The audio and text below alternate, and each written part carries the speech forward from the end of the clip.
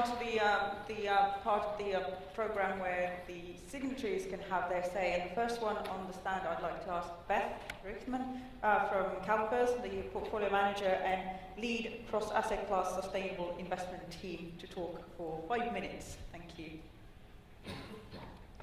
Hello, everyone. Last Friday, I visited the Loneman Platinum Mine in Rustenburg. Thank you, PRI, Stanlove, and GEPF for arranging that truly informative visit. I was able to go 680 meters down into the earth and even do about a minute of rock drilling myself. If you didn't have the opportunity, trust me, it's hard work. One of the most important facets of the Loneman visit experience was the opportunity I had to speak to a few members of the new majority union at the mine, AMCU. Among the many questions I asked one of the AMCU representatives was what his union would do for their part to prevent another violent gathering like the unfortunate events at Americana last August. He said, "We will tell the workers the truth." He said a few other things which boiled down for me mostly to the importance of communication, transparency, and accountability. The situation in mining in South Africa is complex, but his straightforward message on this point resonated with me as I thought about my remarks for the day. He was telling me that the mine workers of his union want from their union something that CalPERS wants from our asset managers, and our pensioners want from CalPERS: transparency and quality information. Basically, we all want good reporting.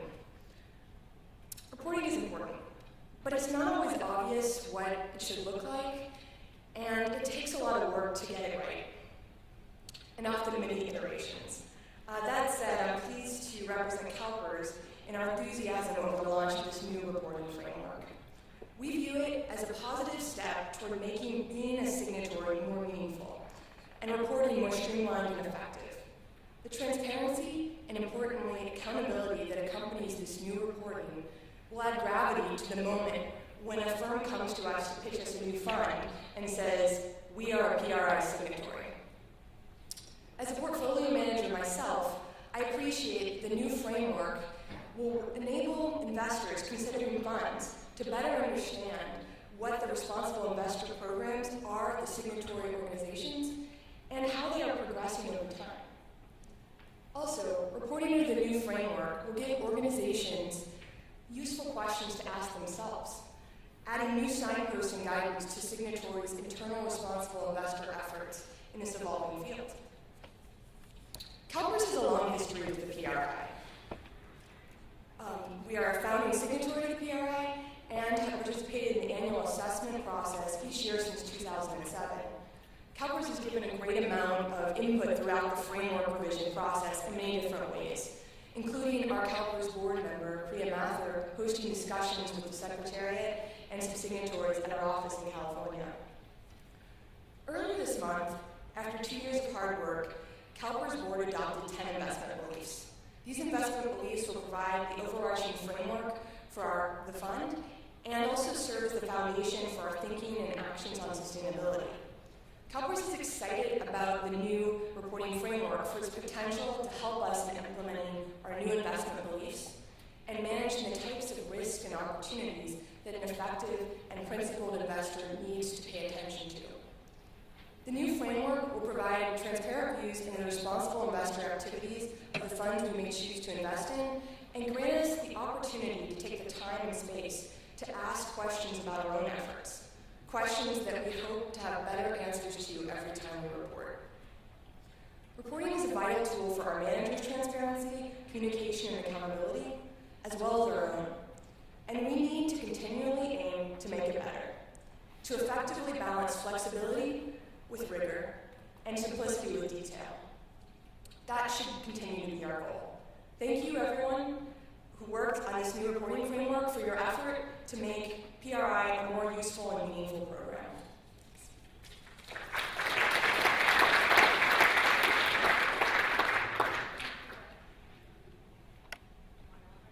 Nope? Yes? Good. Thank you, Ben. Next one, I'd like to ask Marcel to come on stage, the Managing Director on Responsible Investments at PGGM.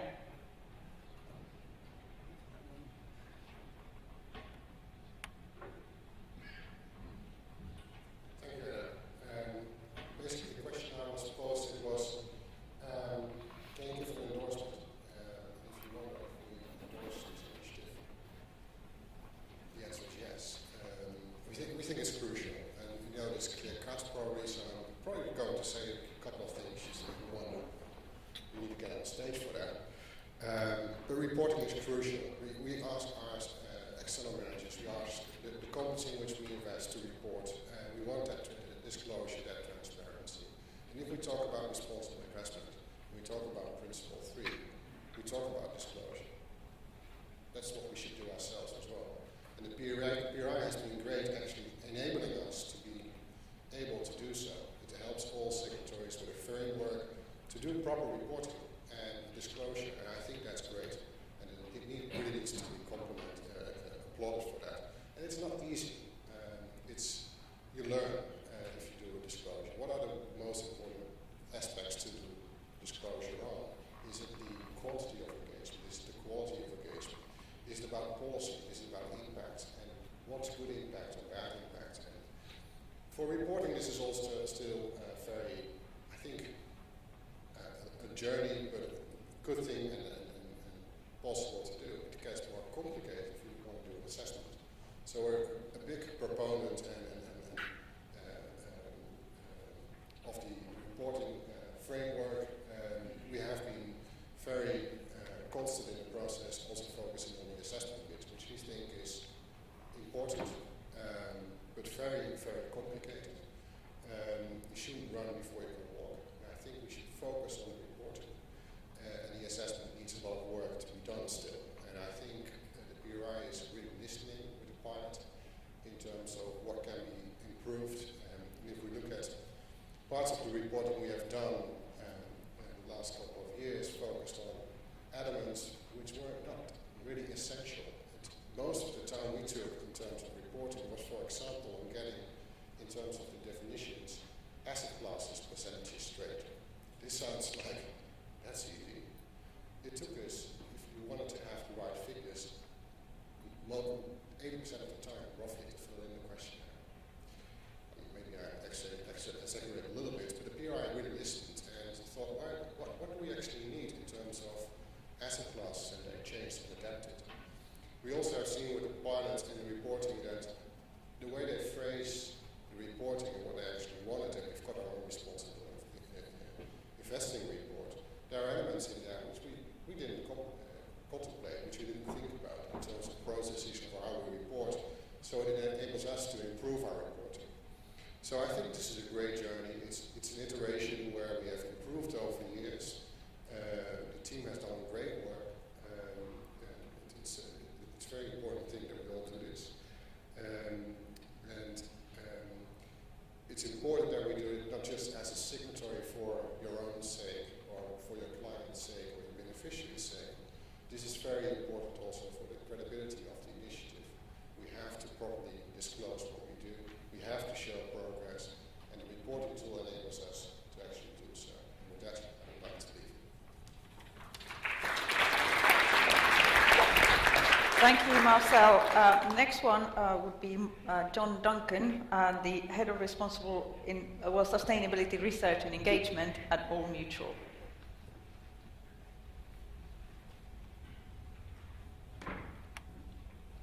Thanks very much. I was asked to share a few anecdotes and thoughts as a relatively new signatory, so I'll do that and try and be brief and frank.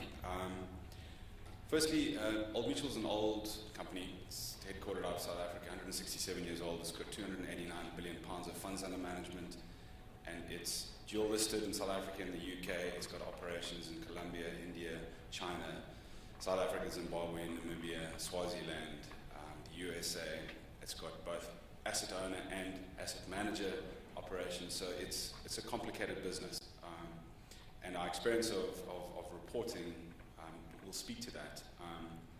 So we became an asset owner signatory last year, and fortunately we timed, well, it wasn't really on purpose, but we came on board just as the pilot program got on board, and really had a great opportunity to get immersed in some of the complications of our very own business. So as Marcel was saying, one of the very first exercises we went through was to actually try and consolidate a lot of this information into one place.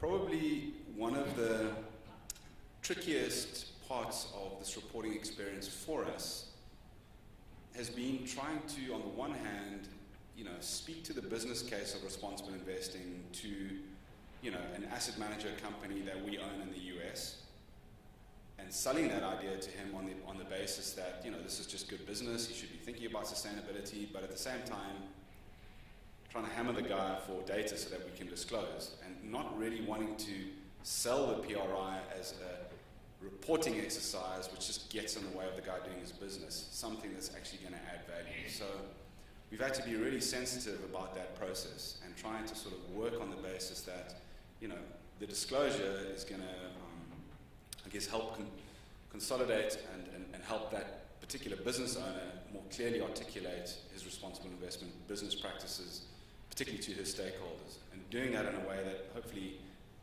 makes them feel incentivized to want to participate. So we've had some challenges in terms of, getting a broad network of people that are willing to participate in our exercise.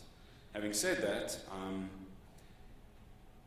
one of the things we've been sort of quite active in doing is building a network of people across the business who understand RI, who are willing to support us in our efforts. Certainly going through the pilot program has helped us understand our own complexity. We've been building a lot of awareness inside the organization in terms of why disclosure is important, and given the size of our organization, one of the things we've tried to work on is this idea that while we're a signatory at the top level as the listed company in London, in order for one of the asset management companies we own in the US to claim to be part of the UN PRI's signatory organization, which is Old Mutual, we've encouraged them to say, look, you need to be able to disclose your progress towards application of these principles in your own right. And here's a framework that will help you do that. So giving them a reporting framework that not only meets their needs, but also meets the overall group needs. So perhaps maybe just to sort of land my last comment, what's impressed me has been the PRI's team effort that's gone into this reporting. I mean, PRI doesn't work without disclosure, right?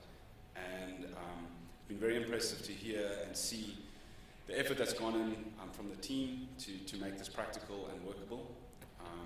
We look forward to trying to get our heads around it in the next couple of months. My colleague, Jonathan De Pasquale, sitting at the back there, has got a massive task ahead of him, months ahead. And certainly, I'd encourage you to speak with him to get some sense of how he's been engaging with the teams across our business. And then lastly, just a punt for the CRISA efforts in South Africa. Hot off the press, it's available outside. This is South African team's first effort to try and summarize the quality of disclosure around CRISA in South Africa. I think we've still got a way to go, but it's there and it'll be available tomorrow at the PRI event.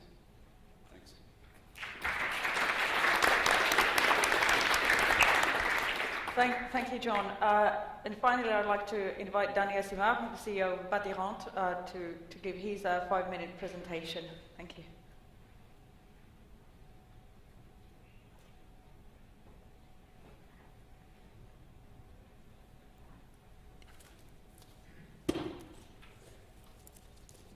Thanks, Anna. Thanks to the great work you've done on this with your colleagues and with the Secretariat. Thanks for inviting me to talk about this important subject. Signing up to the principles is the easy part, as many of us already know. The PRI has been incredibly successful every year since 2006 in getting investment institutions to do just that. We all know the headline numbers: 1,200 signatories, 52 countries, 34 trillion in combined assets under management. But we also know the credibility of responsible investment and the future success of the PRI rests on it showing that its signatory base as a whole, and all of us in the room individually and the institution we represent, have started putting in practice in meaningful ways what we have committed to. We know that responsible investment means different things to different signatories. Pleasing a large number of diverse signatories has been one of the most challenging aspects of developing the new framework. I can attest to this personally. As CEO of Batirant, I have been a member of the PRI's Advisory Council since 2006. And I have been closely involved in many of the debates and discussions that have taken place over time, and especially over the last 2 years, as the new reporting framework has been developed. It was realized early on that adding an additional layer of mandatory public transparency about the implementation of responsible investment within each signatory would be essential if the PRI and the work of its signatories are to progress to a higher level. Calls for the global financial industry to increase transparency around its operations and activities have only increased since the financial crisis. It was thus natural that the responsible investment community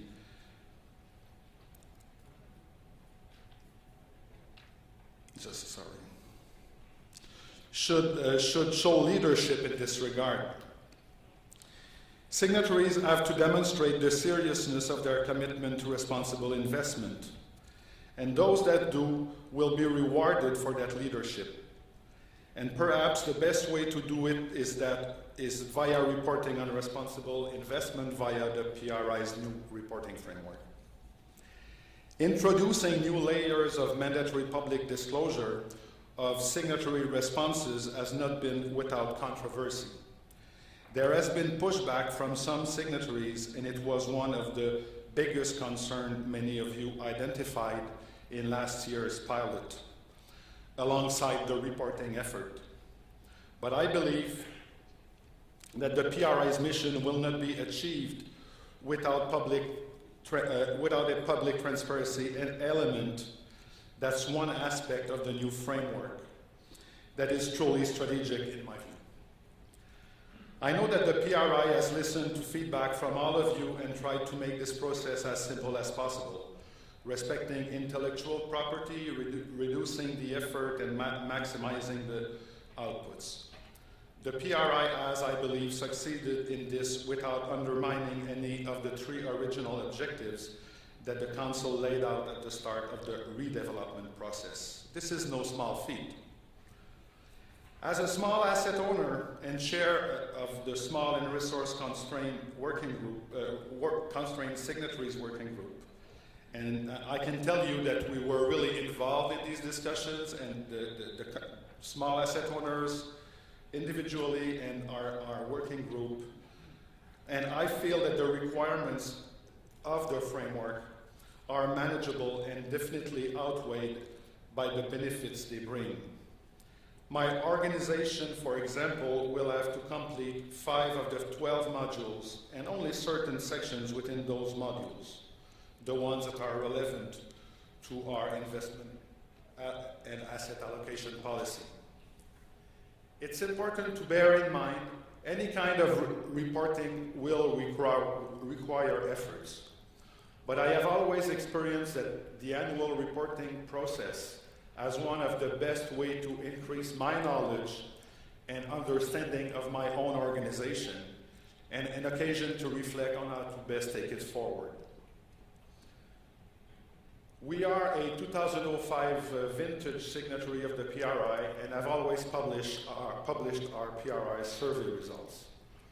The RI transparency reports that will automatically be generated at the end of the reporting process will be a lifesaver for funds such as ours.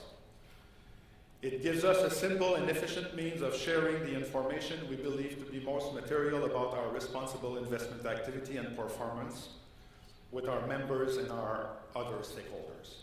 Thanks again to the working group that achieved this, and long live to the new reporting framework.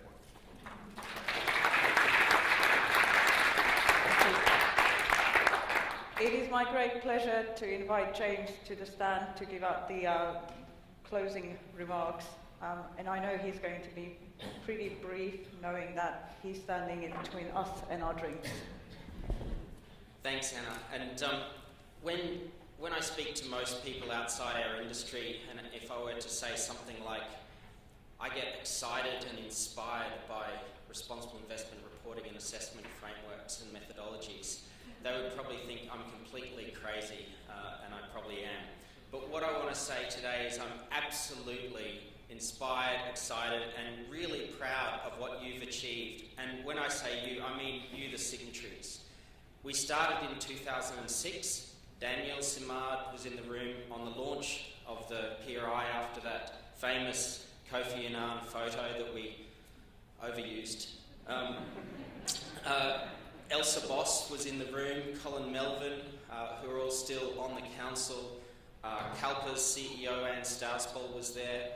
And I put together a couple of pages of strategy for the future, what would become the PRI Secretariat. And one of the core things was accountability and transparency. And that was in 2006. So thank you to the first PRI board, before it became the council, for your support in kicking that off the ground. In 2007, we had 35 signatories report to the public on their responsible investment activities. Before the PRI was launched, with the exceptions of a couple of SRI funds and some corporate governance reporting, there was virtually no reporting in this space at all. 2008, we had 70. 2009, we had 135. 2010, we had over 200. 2011, over 300. Next year, we will have more than 800, which is investment managers and asset owners, obviously not the service providers in that count.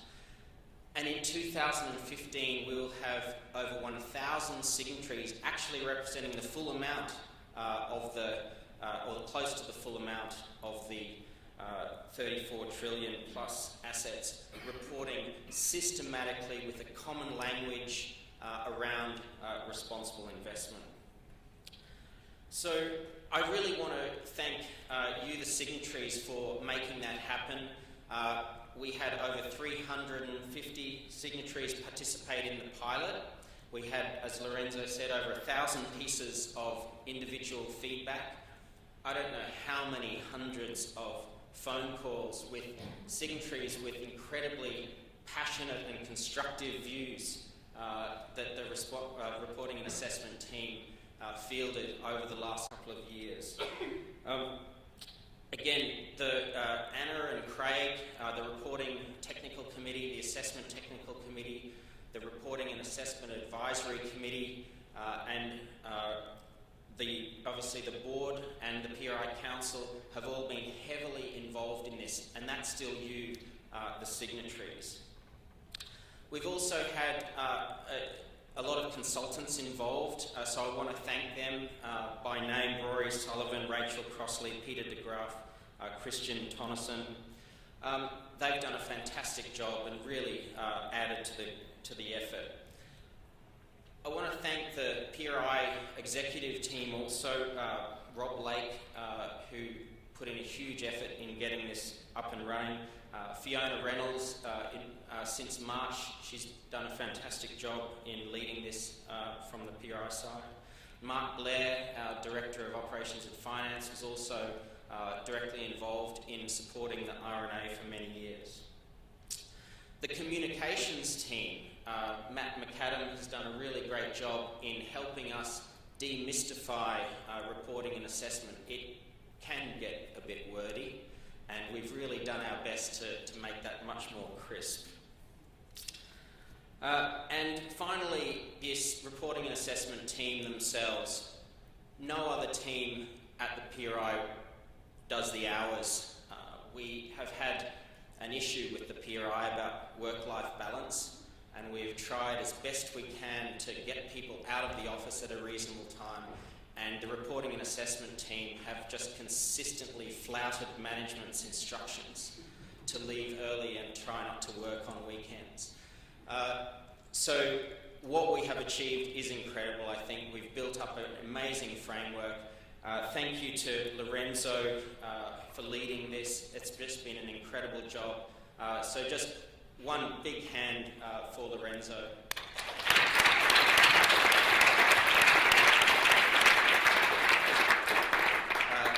Tisha, who many of you will know, Christopher Dryman, Hitenda Gujral, Alex Faulkner, Jocelyn Chidalapalli, Mika Alexandron, and Elisa Heath the assessment team, thanks so much for your great work.